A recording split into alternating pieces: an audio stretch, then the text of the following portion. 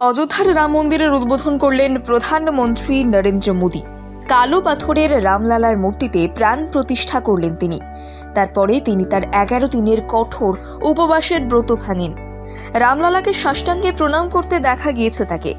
রাম মন্দিরের উদ্বোধন করার পর তিনি চলে গিয়েছিলেন কুবেটিলা এবং হনুমান ঘড়িতে। সেখানে পুজো দিয়ে প্রণাম করেন প্রধানমন্ত্রী মোদী।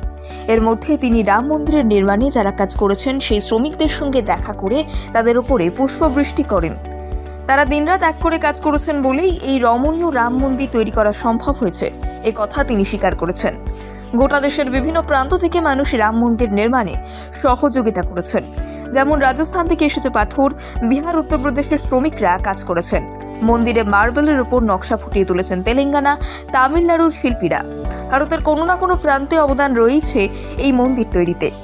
সবচেয়ে বেশি অবদান যাদের রয়েছে তারা শ্রমিক, যারা নিজেদের শ্রম দিয়ে এই মন্দির নির্ধারিত সময়ের মধ্যে তৈরি করে দিয়েছেন। সেই শ্রমিকদের কুর্নিশ জানাতে ভোলেননি প্রধানমন্ত্রী নরেন্দ্র মোদী। রাম মন্দির উদ্বোধনের পর তাদের সঙ্গে দেখা করে তাদের উপর পুষ্পবৃষ্টি করেন তিনি। ধন্যবাদ জানিয়েছেন তাদের নিরলস শ্রমকেও। তিনি বারবার সকলকে মনে করিয়ে দিয়েছেন এই রাম মন্দির উদ্বোধনের নেপথ্যে যে কারিগররা কাজ করেছেন তাদের কথা। রামলালার মূর্তি যিনি তৈরি করেছেন সেই শিল্পীকেও ধন্যবাদ জানিয়েছেন প্রধানমন্ত্রী মোদী। কর্ণাটকের মহীশূরের শিল্পী অরুণ যোগীরাজ তৈরি করেছেন রামলালার সেই অসাধারণ মূর্তি।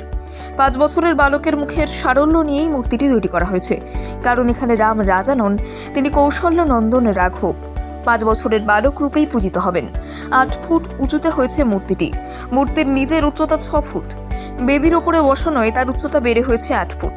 সকলে যাতে দেখতে পান সে কারণেই এই মূর্তি তৈরি করা হয়েছে। মূর্তির নিচেই বসানো হয়েছে রামলালার পুরনো মূর্তি, যেটি গত 72 বছর ঘরে পুজো করা হচ্ছে রাম জন্মভূমিতে।